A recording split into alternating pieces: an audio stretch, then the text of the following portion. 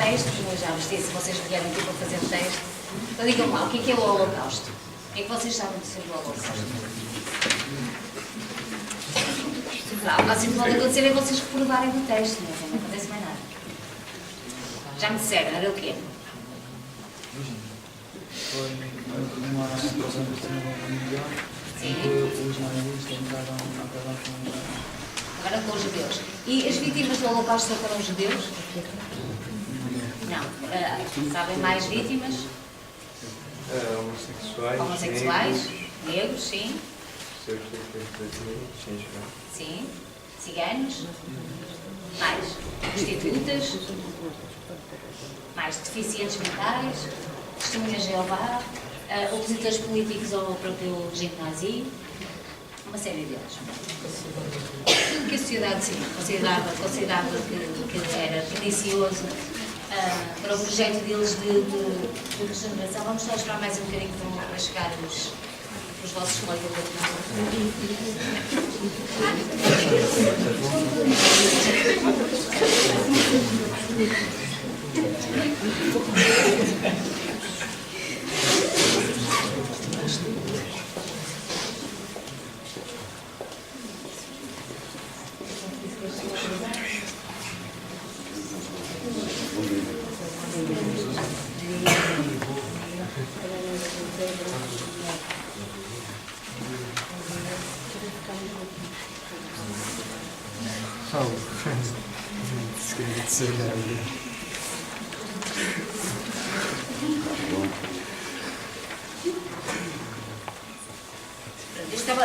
os vossos colegas que chegaram são os colegas da praia e salvo erro são do 12º ano, certo? E têm história, são de humanidades. Eu estava a perguntar a todos o que é que era o Holocausto, o que é que tinha sido o Holocausto. E é um teste, claro. Se provarem mal, se responderem mal, vão provar. Se eu digo que era o Holocausto tinha sido qualquer coisa que tinha sido infligida pelos nazis, não é? E contra quem? Contra toda a gente que não fosse. Ok. E que eram os judeus, os negros, os homossexuais, os comunistas. Ok. Bem, testemunhas de Jeová também, não sei se disse há bocado. Estima-se que 8 milhões de pessoas tenham sido vítimas, pelo menos 8 milhões de pessoas tenham sido vítimas do Holocausto, mas nós vamos falar principalmente dos judeus.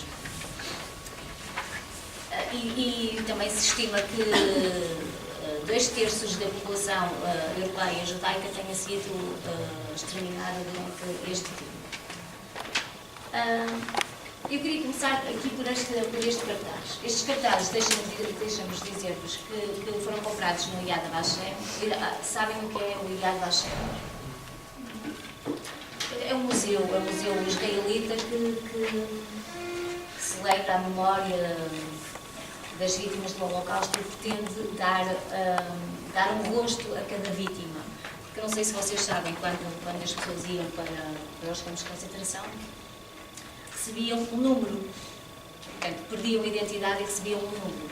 E o cartaz que nós fizemos para este evento, do Clube de Jazz, foi a partir desta imagem que saiu no New York Times, e que representa uma avó e um neto. A avó é uma sobrevivente de Auschwitz e tinha sido tatuada no número 4559. E o neto, em homenagem à avó e à sobrevivência dela e à resistência dela, faz tatuar com esse mesmo número. Mas reparem, a tatuagem hoje em dia é uma moda, não é? E é sinal de quê? Quando as pessoas se tatuam, é sinal de quê? Ou querem mostrar o quê? A sua diferença, a sua identidade, certo? Tatua-se às vezes com a imagem do pai, a imagem da mãe, com frases que dizem respeito a alguma fase da sua vida que foi marcante, não é? Portanto, parece que é uma intensificação da identidade deles. Aqui é exatamente, em Auschwitz foi exatamente o contrário. Eles eram marcados com um número para perderem o quê? A sua própria identidade e passarem a ser o mesmo número. Mas voltando aqui aos cartazes, que são oriundos do Yad Vashem, eu queria começar por este. E queria que vocês me dissessem o que é que vê. Vem uma linha divisória, certo? E o que é que vê?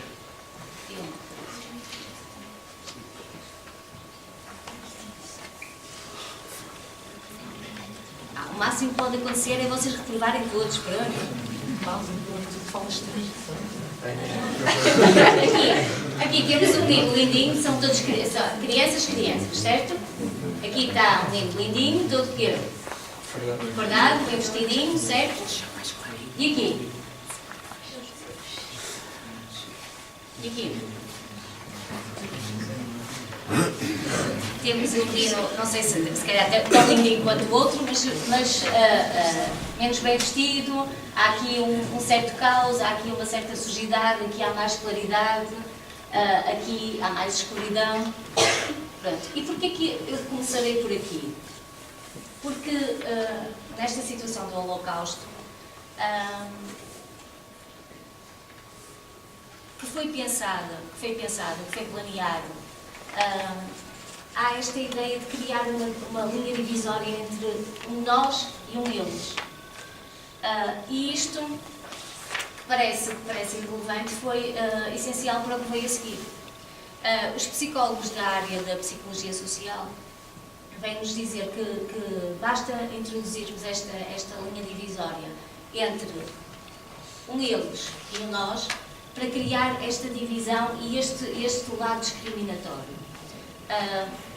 Há um psicólogo que foi sobrevivente dos campos de Auschwitz, que é Henri de Chavel, que nos anos 60 fez várias experiências para perceber estes fenómenos discriminatórios e vai dizer-nos que isto é o nosso cérebro ligado ao lado mais primata de nós. Parece que nós temos ainda a necessidade de defender o clã, defender a tribo. Alguém tem um relógio? É que eu só tenho 20 minutos para falar. Ok. Pronto, e com esta linha divisória entre o eles e o nós, cria-se nós, os bons, nós, os puros, e eles, os impuros. Eles são o alvo a bater. E vamos reparar, o alvo a bater são os judeus. E aqui em cima, o que é que vocês notam? O que é que há aí?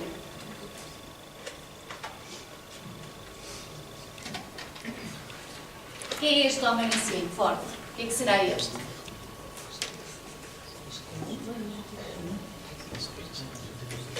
Pronto, eu vou dizer-vos. Isto é um judeu, isto é uma caricatura de um judeu. Sim, ela que é um judeu.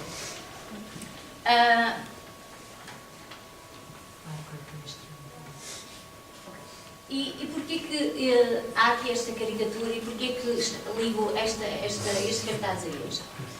Porque o Hitler não inventou nada.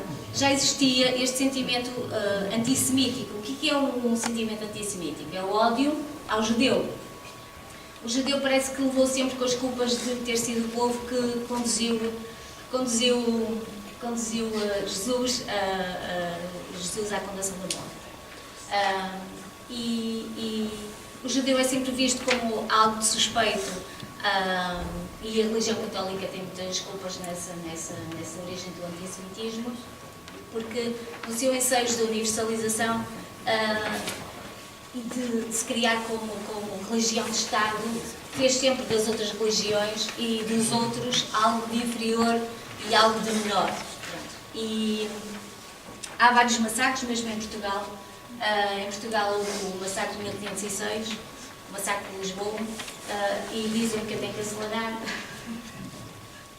Mas pronto, a ideia é que o judeu é um usurário, um agiota, e de facto também tem alguma coisa de verdade, mas sabem porquê? Porque na Idade Média, o dinheiro não era considerado uma atividade nobre. Nós chamavam o dinheiro, ao metal, o vil metal. E como isso não era permitido à gente nobre, então ficava para quem? Para os preteridos. da sociedade. Quem eram os preteridos da sociedade? Os judeus. Os judeus começaram a especializar-se no dinheiro e, de facto, começaram a ser endinheirados e a praticar o usura. Portanto, e depois as pessoas que os tinham, no fundo, condenado a essa prática, acabaram por acusá-los por eles se dedicarem a essa mesma prática. Pronto, mas esta política discriminatória, esta política de segregação, vai começar a gerar logo os seus primeiros frutos 3 meses após o regime nazi ter subido ao poder. Aqui temos um boicote em 1933, em abril, 3 meses depois dos nazis terem subido ao poder. E há um boicote às lojas dos judeus. Traduzido, eu não sei ler em alemão, mas traduzido será: os alemães não compram os judeus. Sabes ler? Deutsche kauft nicht bei Juden. Eu não diria melhor. Mas não compram. Eu não diria melhor. Mas reparem uma coisa. Não houve grande sucesso aqui nesta situação. Porquê? Porque os judeus alemães até estavam bem integrados na sociedade. E isto foi quase uma operação de maquilhagem. Porque quem estava aqui à porta dos comércios e das lojas judaicas eram os próprios SS e as próprias SA, que eram as tropas de choque do governo nazi. E eles é que estavam a assinalar as lojas e a proibir as pessoas de entrar lá. E só durou um dia. Mas, de qualquer maneira, esta situação de segregação pedia uma base legal. E essa base legal vai acontecer com as leis de Nuremberg, que acontecem em 1935. E era preciso definir, então, para além de criar essa linha do eles e nós, era preciso haver uma definição. Quem eram eles e quem eram nós. Já tínhamos visto, nós éramos os arianos, eles eram os judeus. Mas o que era ser judeu? Era preciso definir o que era ser judeu. E ser judeu não era a pessoa que praticava a religião judaica. Aliás, porque nessa altura, os judeus, que até estavam, como eu vos disse, bem integrados na Alemanha, já tinham perdido um bocadinho a prática da religião judaica. Então era preciso chegar ao sangue. E quem é que era considerado o judeu? Aquele que tinha até à 3ª geração um avô judeu.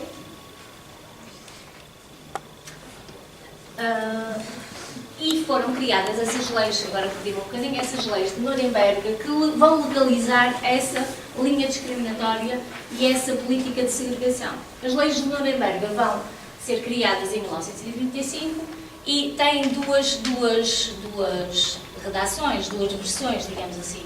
Uma que é a lei da cidadania do Reich e que dizia que só era cidadão aquele que era ariano, e o outro é a lei da proteção do sangue e da honra alemã e que proíbe o casamento entre judeus e arianos ou as relações sexuais entre eles também.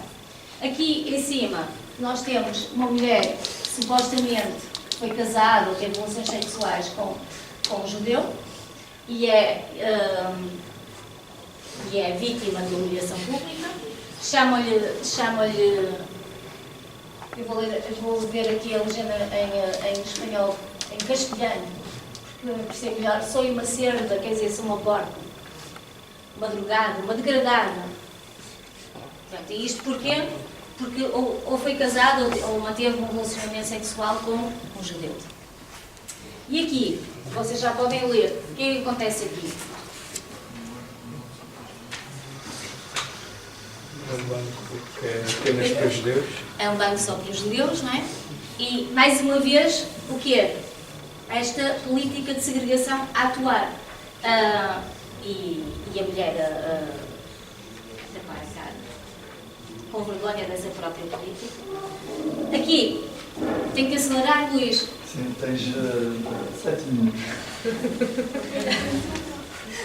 Aqui, esta política é inserida nas próprias escolas e é programa oficial das escolas. Aqui as crianças são ensinadas com a base nessa ideia de que há raças e essa ideia de raças parece que tem uma força científica que não tem, e é baseada num senhor chamado Gobineau, que vai escrever um ensaio sobre a diferença entre as raças humanas, coisa que não existe, mas pronto, as crianças eram ensinadas na escola a considerar que a raça ariana é que era a raça superior e os judeus eram inferiores e nem sequer eram considerados sequer humanos.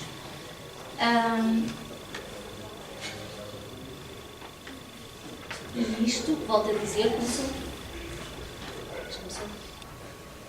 era necessário criar um nós e um eles para chegar a tudo isto. Era preciso o quê? Para exterminar a maioria da população, era preciso que uma parte dela fosse ou agente ativa desse extermínio, ou cúmplice. E como é que pode ser cúmplice? Através das crianças, porque as crianças nasciam e automaticamente pertenciam à mocidade, à juventude hitleriana. Portanto, cada família tinha um cúmplice com o nazismo, ou então por este processo de desumanização, considerarem que havia cidadãos dentro do país que podiam não ser considerados cidadãos, que podiam ser atirados para situações de segregação. E isso fazia com que houvesse esse tal processo de desumanização. E o que é que faltava aqui? Os judeus não pareciam judeus.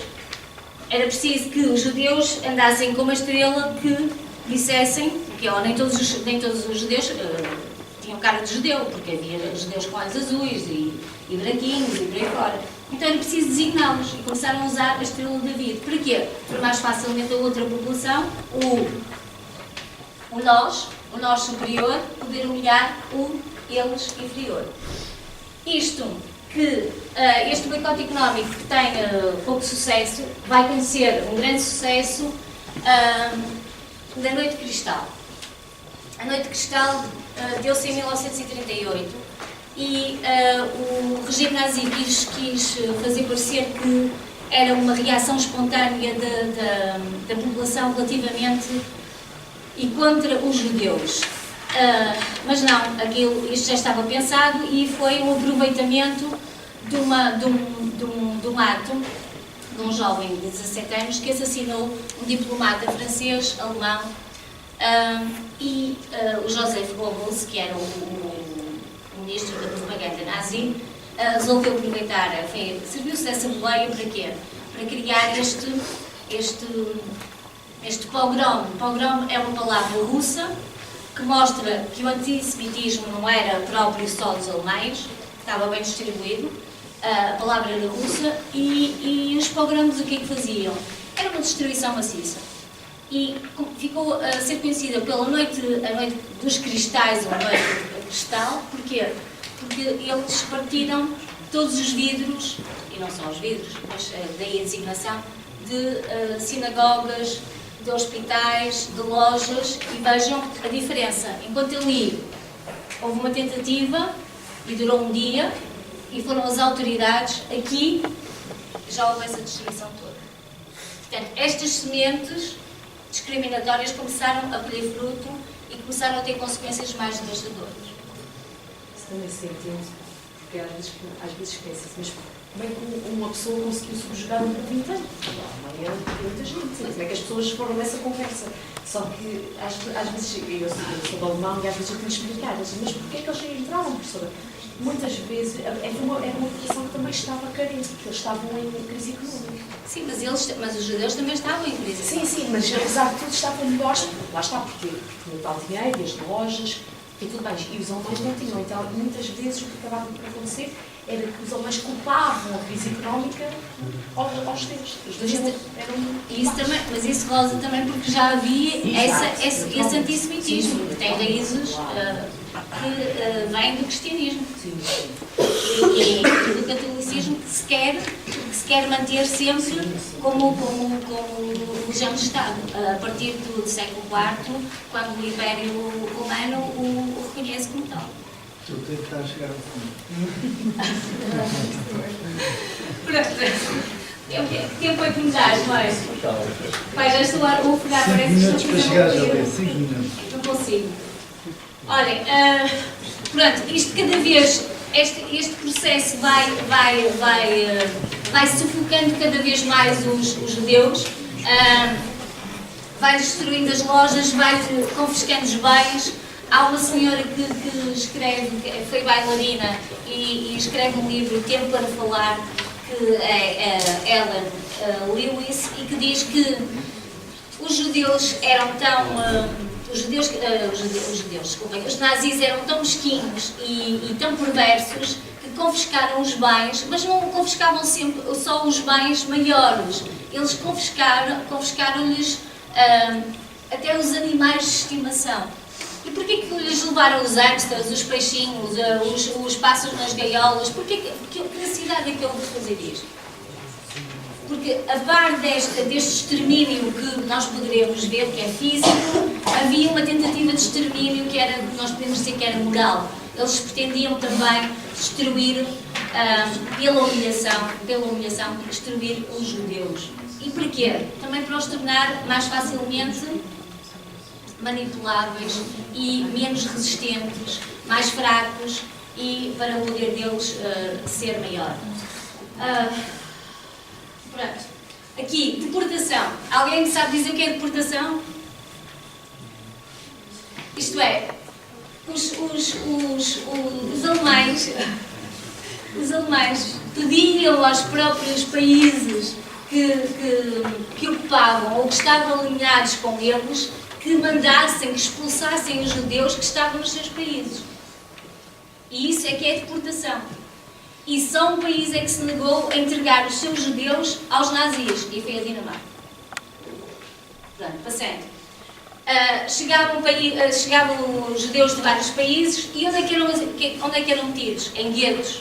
O gueto também não é nada que o regime nazi tenha inventado. Em Portugal continental, há várias cidades que têm as judiarias. As judiarias já são esse princípio de gueto.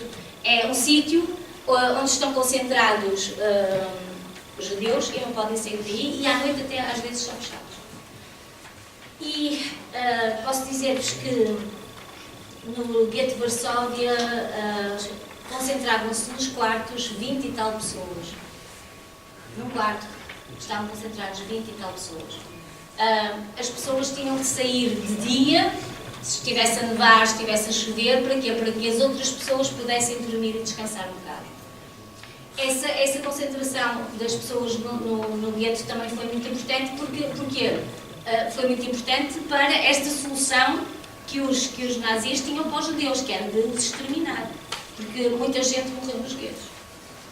Não havia condições higiênicas, não havia alimentação, os corpos eram empilhados nas ruas e muita gente morreu assim. O gueto de Varsóvia no gueto de Varsóvia foi conhecida uma resistência pelas armas. Vocês podem imaginar que gente com fome, enfraquecida, doente, não habituada a lutar, com armas feitas artesanalmente e fruto do contrabando, não tinham a mínima capacidade de resistência, mas mesmo assim parece que resistiram quase um mês. Está quase no fim? Pronto, e acabou. Olhem, para o ano vamos ver aquela segunda parte, está bem? Obrigada.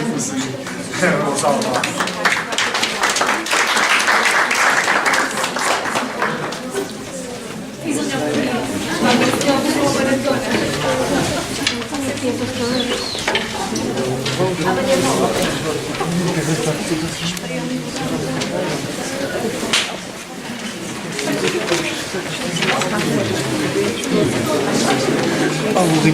Falta o fizesse.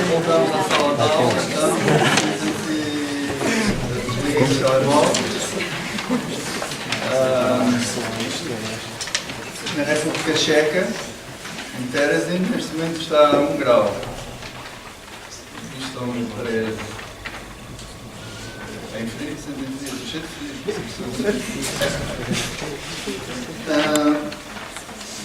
Vou falar da música neste período um pouco, e em particular um campo chamado Terezín, ou Terezín Star.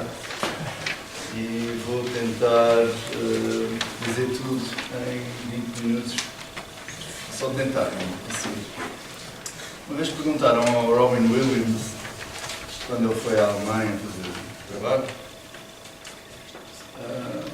porque é que os americanos tinham tanto sentido de humor e os alemães não?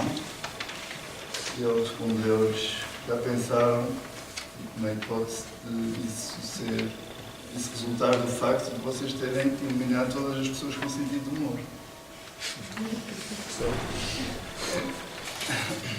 E então, temos que olhar para um período tão negro, com alguma ironia, com algum humor. E há uma anedota, uma explicação para a pergunta, porque como é que foi possível uma coisa destas na Alemanha? Na Alemanha de Goethe e de Kant, dos grandes escritores do século XX, dos grandes compositores da Europa, na Alemanha em particular e na Europa, não? Como é que isso foi possível? Ver um continente culto, não é? E a anedota é esta. Um dia veio uma fada boa e deu 3 atributos aos alemães: a honestidade, a inteligência e o nacional-socialismo. Os 2 primeiros vocês sabem o que é. O segundo, o nacional-socialismo, socialismo tem-se lá de uma preocupação com as pessoas, com o social, com as pessoas que estão, como se disse, em crise, com dificuldades, em trazer pão para casa, em aumentar as suas famílias. Isso é o lado social. Nacional tem a ver com a defesa da nação, portanto, da Alemanha em particular, mas todos os países têm partidos que são uma coisa ou outra, ou as duas. Nós temos o Partido Socialista e temos em vários partidos, em vários estratos da sociedade, várias instituições sociais, a ideia de que a nação é uma coisa boa. O futebol é uma tradução de que a nação é uma coisa boa. Quando há o campeonato do mundo, as pessoas todas exibem uma bandeira. Isso é uma manifestação, desculpa, não sei porque é que estou no bolso. Uma manifestação, eu sei porque é que vou me sentar ali a seguir. Uma manifestação de nacionalismo, a exibição de bandeiras. Então, continuando, veio a fada boa, deu estas 3 coisas aos alemães. Todos eram honestos, inteligentes e nacional-socialistas. Veio a fada má e tirou um desses atributos a cada alemão. Então ficamos com 3 grupos de pessoas: os honestos e nacional-socialistas, os inteligentes e nacional-socialistas, e os honestos e inteligentes que não podiam ser nacional-socialistas. É desses que nós estamos aqui a falar. E os músicos que foram parar ao Goethe, que eram muitos, vamos acreditar que eram os honestos, os inteligentes, que não podiam ser nacional-socialistas. Mas o outro grupo de pessoas, os inteligentes nacional-socialistas, esse também é um grupo muito importante. Por exemplo, na conferência de Wannsee, na Alemanha, em 1942, que é suposto ter formalizado uma coisa que já vinha a ser executada desde o princípio, mas como ideia consciente a partir de 40 e 41, que é a solução final. Os nazis usavam uma espécie de metáforas para disfarçar os crimes que cometiam. A solução final é a ideia de exterminar todos os que não são nós, como foi dito. E todos, portanto, a ideia do Hitler de um reino de 1000 anos eram todos os judeus, todos os homossexuais, todos os que não interessavam. Portanto, a ideia, até mais à frente, depois era escravizar toda a parte da Europa de Leste, incluindo a União Soviética, e fazer ali uma grande fonte de produção de riqueza escrava. E a ideia do Hitler era dominar o mundo. Nessa conferência de 42 estavam 16 funcionários, altos funcionários do Estado alemão e dos Estados anexados. 8 dessas pessoas eram doutoradas. Uma delas é doutorada em literatura. Portanto, um doutorado é uma pessoa que tem vastos conhecimentos e que dedicou anos do seu estudo, anos da sua vida a estudar e a desenvolver ideias novas. Portanto, nós estamos a falar de pessoas inteligentes. Portanto, esse é o grupo dos inteligentes e dos nacional-socialistas. Portanto, nós podemos pensar como é que isso é possível, como é que isso foi possível, mas eu não posso falar mais disso porque tenho que falar do campo da terra, mas ficam com essa ideia, como é que é possível pessoas inteligentes e nacional-socialistas exterminarem 100 milhões de pessoas numa época. Porque é que, só mais um parênteses, porque é que este tema é tão importante, tão horroroso e tão interessante? Todos os períodos históricos e as destruições, os assassinatos em massa que foram feitos ao longo da história, há vários, mesmo depois do nazismo, há na Europa novamente genocídios, na Jugoslávia, nos anos 90. Todos esses períodos têm o seu interesse, mas este em particular, comparando com os anteriores, os arménios, o genocídio dos arménios, há mais coisas na história. Este tem qualquer coisa de atrativo. Já a participação do século XX foi feito com essas pessoas inteligentes e depois conjuga coisas que os outros não têm, que é a tecnologia avançada. O facto de nós termos imagens e filmes, nós temos filmes do Hitler a cores. Os últimos filmes que o Hitler fez no seu ninho da águia, numa montanha onde ele se retirava para o seu amante, para o seu cão, pessoas de quem ele gostava muito. São imagens a cores dele a contemplar a paisagem montanhosa na primavera, em 44, contemplar a sua grande cidade. Portanto, nós temos fotografias, nós temos imagens, nós temos sons, nós temos gravações, portanto, há esse lado da tecnologia que atrai. Portanto, essas coisas todas conjugadas, o facto de ser uma coisa sem dimensão, ser um acontecimento único, é um acontecimento que não tem explicação, nem nunca terá. O Primo Levi diz que ter uma explicação para o Holocausto é justificar no nosso próprio raciocínio, na nossa própria mente, é dar uma justificação a esse acontecimento. Portanto, é compreendê-lo. Então, ele é incompreensível porque nós não conseguimos abarcá-lo, não conseguimos justificá-lo. Isso é bom, porque outra característica deste fenómeno é que ele é muito racional. Claro, é feito por pessoas muito inteligentes, ou inteligentes, essa coisa de muito e pouco, não podemos agora falar. Mas é racional, é programado, é eficaz, outra palavra nazi, é eficácia, é geométrico. O homem que estava responsável pela organização dos transportes das pessoas, tinha todas as horas por onde os comboios passavam, quantas pessoas iam em cada comboio, e estamos a falar de comboios com carruagens para transporte de animais. Depois poderão ver, eles ali estão a entrar, ali estão as carruagens para animais. Então, eles mexiam aquilo como se de sardinhas se tratasse, levavam as pessoas às vezes 3, 4 dias fechadas ali dentro, só paravam, não está ali, só paravam para descarregar os mortos. Sem água, as pessoas morriam sufocadas. Esse homem tinha tudo programado, tinha um mapa das linhas de transportes de comboios de toda a Europa, tudo programado ao minuto. Portanto, é uma coisa racional, geométrica, altamente eficaz.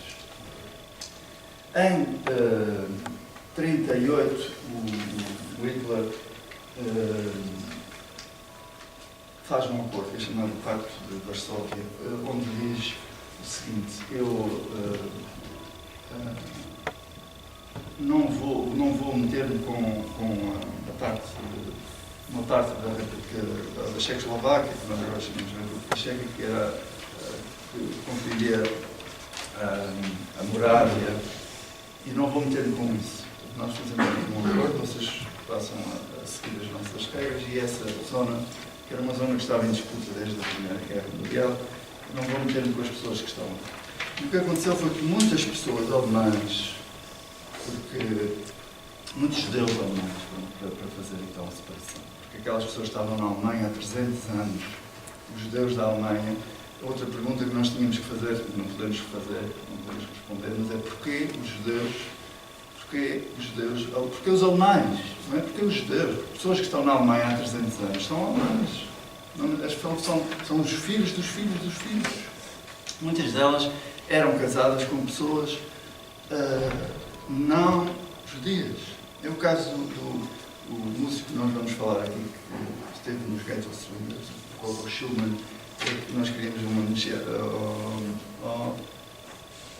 homenagear aqui, que ainda está vivo, tem 93 anos neste momento, e ele, porquê é que ele foi preso? Porquê é que foi para Terezin, que eu já vou explicar o que é, porquê é que foi para Auschwitz, e porquê é que teve a sorte de escapar, ou o azar?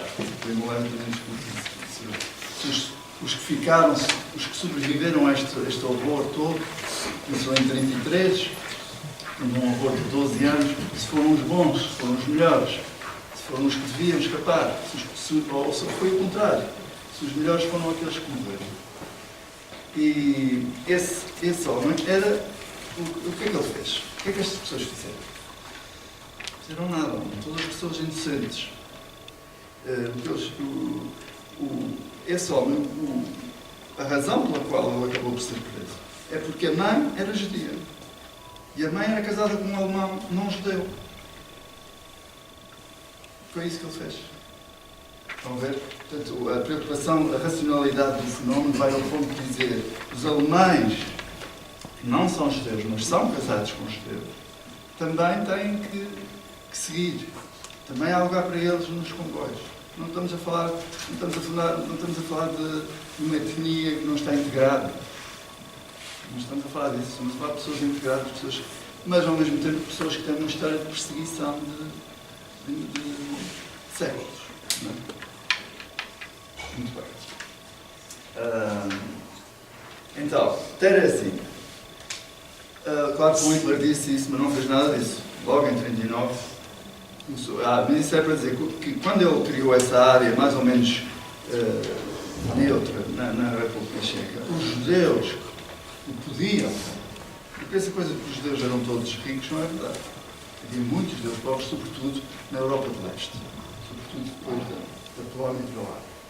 Muita pobreza, muita fome, muita miséria. E o Hitler vai chegar a eles a partir de 1942, o Hitler e os russos. Portanto, os judeus que estão numa faixa que é chamada faixa sangrenta, há um livro sobre isso que fala só dos milhões de judeus que viviam entre a Polónia e a União Soviética. Esses judeus são massacrados primeiro pelos alemães quando vão para lá, depois pelos russos quando vão para cá e depois outra vez pelos alemães. Portanto, são massacrados consecutivamente e terrivelmente. Então, claro que ele não cumpriu nada disso, mas algumas famílias fugiram para essa área da Morávia, da Boémia, que é outro. Fugiram para lá, claro, foram apanhados. Os que puderam, porque tinham dinheiro. Para poder movimentar-se de um sítio para o outro na Europa, era preciso dinheiro. E havia muitos judeus ricos, claro, como havia católicos ricos, e como a riqueza não está distribuída por regiões, a riqueza está distribuída por oportunidades e por heranças. Tem-se a sorte de nascer rico ou faz-se riqueza, não é por ser judeu ou por ser rico. Esse é um dos mitos que o Hitler tentou implantar e que ainda hoje há questões, não é? Usar certas palavras hoje é ainda perigoso. Mas então, claro que esses judeus que foram, então os judeus que vão para Terezin são em grande parte são alemães, porque fugiram para a Morália e para a Boémia na esperança de que ficassem em paz. E não, são apanhados e a partir de 1939 começam a ser perseguidos. E de 39 a 42, os judeus dessa área agora vão concentrar na República Checa e começam a perder tudo. Não podem, a primeira coisa que o Hitler lhes pede para entregar é o rádio. Não há rádio, não há câmaras, não há jornais, não há parques, não podem ir para os parques, não podem fazer nada. Tem aqui a lista das coisas que eles não podem usar máquinas de escrever, não podem esquiar, não podem usar fonógrafos, não podem usar instrumentos musicais, não podem ir ao teatro, ao cinema, concertos, não podem comprar cigarros, não podem comprar açúcar, nem frutas, e a partir de 42 não podem comprar jornais. Acabou tudo. Acabou a educação. Não podem educar crianças, não há escolas. Não há escolas para os judeus na República. Acabou tudo. O que é que as pessoas fazem quando perdem essas coisas todas?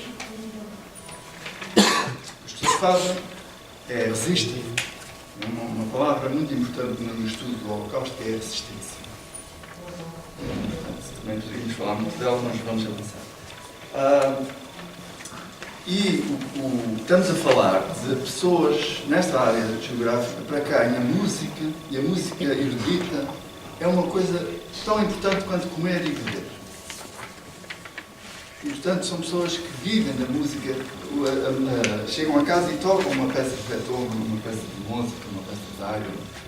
Vivem, convivem, aprendem a música, é uma parte da escola fundamental. E essas pessoas estão proibidas destas coisas todas. O que é que eles fazem? Eles resistem e organizam, começam por organizar, continuam a tocar alguns deles, e tocam com pseudónimos. Mas isso era perigoso. Era perigoso para quem existia, e era perigoso porque os nazis não puniam apenas quem era filho de um judeu, puniam os que ajudavam os judeus. Portanto, os maridos da judia também eram punidos. Senão denunciassem a mulher. Portanto, houve alguns concertos sob pseudónimos públicos, mas poucos. E depois começaram a organizar-se em casa e a tocar em casa. Entretanto, o Hitler criou esse gueto de Terezin. Theresienstadt é uma fortaleza, do São João Batista. Uma fortaleza que vem do século XVII, da resistência do Império dos Habsburgos. Não interessa agora desenvolver isso. Há uma discussão sobre se é um campo de concentração ou sobre se é um gueto. Um gueto é um sítio, uma cidade onde os alemães fizeram muitos guetos.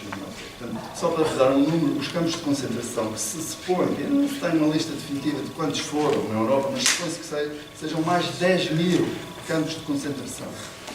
Não estou a falar de campos de extermínio. Campos de extermínio foram 6. Campos criados com o objetivo de eliminar pessoas. Eliminar milhares de pessoas por dia. Por dia. Milhares. O que é que se faz com os corpos dessas pessoas? Quando se elimina, por exemplo, 6.000 pessoas num dia. E isso meses e meses e meses a fim. De 42 ao fim de 44. Em janeiro de 45. Porquê é que nós estamos aqui? Porque no dia 27 de janeiro de 1945, os russos chegaram a Auschwitz. É por isso que nós estamos aqui. E as pessoas que se dedicam ao estudo dessas coisas decidiram marcar esse dia como o dia de comemoração em memória das vítimas do Holocausto. Não é em memória dos judeus, é em memória das vítimas do Holocausto. Que, como viram, atrás muitos grupos de pessoas. São os grupos que eles criam. E era para ser tudo, não é? Muito bem. Então, gueto é isso. Eles chegaram a Varsóvia e fecharam uma grande quantidade de bairros, tiraram as pessoas todas de lá. E enfiaram lá dentro 400.000 pessoas, que é isso, o número de pessoas que foram para o gueto de Varsóvia, e disseram agora desenrasquem-se. Isso é que é um gueto. Desenrasquem-se. As famílias continuavam a ser famílias, mas passaram a viver 20 num quarto. 20 pessoas num quarto. No gueto de Terezin chegaram a estar 50 pessoas num quarto. O que eles faziam é dormiam por turnos. Saíam um bocado e voltavam quando havia lixo. Eles tiveram que construir os boliches. Era uma fortaleza, não tinha nada. Quer dizer, viviam lá cerca de 6.000 pessoas nessa fortaleza. Portanto, era um local habitado. Daí que se chama um gueto, porque tem a mesma ideia de fechar uma zona da cidade e empurrar as pessoas lá para dentro e deixá-las. Fizeram aquelas 400.000 pessoas, deixaram-nas lá durante 6 meses. Lá morreram milhares. E depois pegaram no resto, meteram nos comboios e levaram para leste, para a solução final. Então, o gueto de Terezin é um gueto especial, porque é um gueto onde era preciso pagar para entrar. Era preciso comprar, ou seja, a compra era usada, era dada por uma outra técnica que os alemães usavam, que era a da ilusão, de iludir as pessoas. Então a ilusão que eles venderam foi: vocês vão para este gueto, e da mesma maneira que já tinha vendido a ilusão de que namorados iam estar descansados, agora vão para este gueto, que é um gueto para pessoas cultas. E vão, pagam, e vão construir tudo, vocês fazem tudo, a gente só organiza, só ajuda. E vão viver, vão fazer a vossa vida, vão viver bem. Claro que estamos na guerra, isso é uma ilusão de que finalmente então vamos ter um espaço onde a gente possa viver. Claro que eles começaram a enfiar milhares e milhares de pessoas lá para dentro, até às 50 mil, chegaram até às 50 mil pessoas num local que estava preparado para ter 6 mil. Claro que morreram muitas pessoas, as condições no gueto. Isso é a ideia de que é um gueto. A ideia de que num gueto as pessoas continuam a estar em família. A ideia de que é um campo de concentração, que é outra coisa. Num campo de concentração as pessoas são separadas. O objetivo é escravizar até à morte. Não, a alimentação é uma sopa aguada e um pedacinho de pão duro e burento por dia. Não há nada. E a trabalhar das 6 da manhã às 6 da noite, de careta na mão, até ficar sem músculos, sem carne, até morrer. Até ficar assim, como está aquele homem, chamado, era o último grito que eles podiam dar, o muçulmano, era assim que era conhecido nos campos de concentração. Não há famílias, as crianças e os velhos são eliminados à partida, senão ainda não morreram, quando chegam são eliminados. Isso é que é um campo de concentração. Qual é, Terezin, o que é que tem a ver com isso? Terezin também tem mão de obra escrava e, em parte, as famílias reuniam-se, mas só numa altura do dia. Durante o dia eram separados para trabalhar, ou então para se rascar, para se organizar. Portanto, há essa mistura de campo de concentração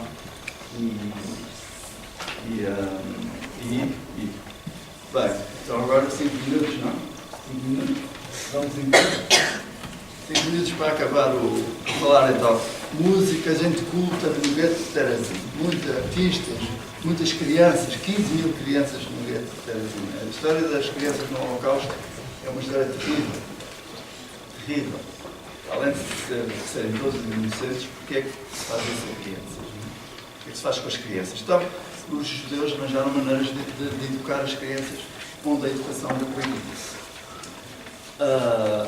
Em 1942, os nazis decidem fazer um filme de propaganda para mostrar à Europa que estava a ficar desconfiada do cheiro dos corpos queimados e carbonizados. E, digamos, as nações mais ou menos justas estavam a ficar preocupadas com isso, então eles decidem fazer um filme.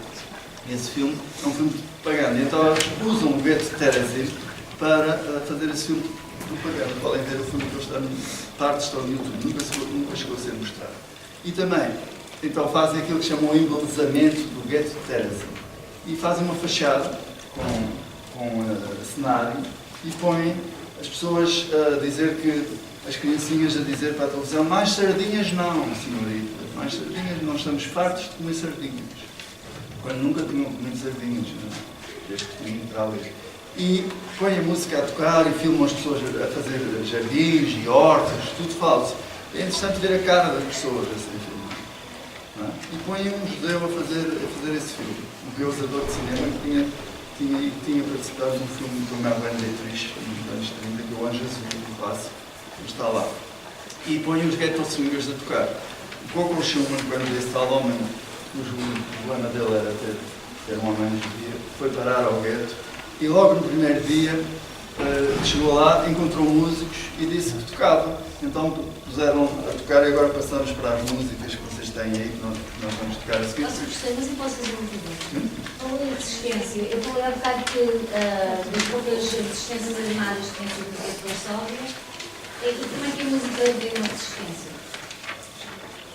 Acho que foi uma resistência, em parte porque as pessoas não deixaram de tocar música. Os movimentos estavam proibidos, era proibido ouvir música, era proibido assistir a concertos, mas as pessoas continuaram a tocar. E em Terezin a atividade musical foi elevadíssima. Todas as formas de música que vocês conhecem foram tocadas em Terezin. excetuando a música sinfónica que exigia uma grande orquestra e isso não tinha. E é uma ideia importante, porque vocês podiam pensar, então vamos fazer a comemoração do Dia Internacional em Memória das Vítimas do Holocausto e vamos tocar música, não é? Porque a música é uma forma de resistir a essa forma de lhes retirar identidade. Quando eles entram nos campos de concentração, eles são marcados, são tatuados com um número e perdem a identidade. E alguns deles conseguem resistir. E conseguem resistir através da música. Não se esquecem de quem são. E em particular, através de um tipo de música que é o jazz. O jazz tem essa coisa de ser o combo, esta formação tem o nome de combo. O combo é uma combinação, é uma forma das pessoas se combinarem para tocarem, para exercerem a sua liberdade, porque é um estilo de música onde o erro é permitido. Nas outras formas de música, e quase todas, o erro é considerado uma coisa que não deve existir. E aqui o erro pode existir porque as pessoas estão a expressar a sua liberdade e se expressam a sua liberdade de forma errada, ela é valorizada. Portanto, o jazz, num campo de concentração, o jazz era uma música negra e os negros também estavam na lista dos que iam desaparecer da face da terra. Portanto, a tocar o jazz é expressar uma liberdade, mas o problema do jazz é muito complicado para falar, porque já ultrapassamos o tempo, nós vamos passar para isso, mas o jazz na Alemanha tem uma história. Os clubes de jazz começaram, os hot clubs, essa palavra hot também tem a ver com essa coisa de ser uma expressão da liberdade, onde as pessoas improvisam. E isso começou nos anos 30 na Europa, e portanto os alemães também gostavam de jazz, também havia alemães que gostavam de jazz e por isso há uma tolerância também com música jazz. Mas então ele chegou lá e disse: eu sou músico, o que é que tu tocas? Pôr uma guitarra e tocou uma música chamada Honeysuckle Rose. É o nome de uma... Está aí o primeiro tema que nós vamos tocar e nós passamos já para ele e depois os outros. Vocês têm que terminar, têm que sair, acho? Então se calhar nós vamos tocar. Quando não tivermos público, paramos. Se calhar é uma boa solução. Se quiserem ir embora, vão. Se quiserem ficar. Só falta explicar isto. Ninguém se perguntou o que é isto. Mas porquê que tem swing? Tem swing? Swing 42. Há uma música de um... Posso explicar? Não está. Há uma música do Django Reinhardt, que é um músico, o primeiro músico de jazz europeu, que era cigano. E teve um acidente aos 18 anos, ficou queimado da mão e ficou só mexia estes dois dedos para tocar guitarra. Com dois dedos é difícil, não? Só com dois. Mas ele, com força de vontade, tornou-se o melhor guitarrista de jazz da Europa. Com dois dedos. Chama-se Django Reinhardt e escreveu uma música chamada Swing 41. E isto é uma estrela que os músicos franceses de Paris decidiram usar em 1942, quando os nazis invadiram a França, depois de terem invadido a França, invadiram a França ao meio. Eles então decidiram usar os músicos não judeus, músicos franceses que não tinham nada a ver com o judaísmo. Decidiram usar isso como uma forma de protesto, de resistência. Alguns deles foram presos e perseguidos. Mas essa estrela circulou nas ruas de Paris como uma forma de dizer a música é livre. Temos aqui uma referência ao Django Reinhardt e vamos tocar então jazz.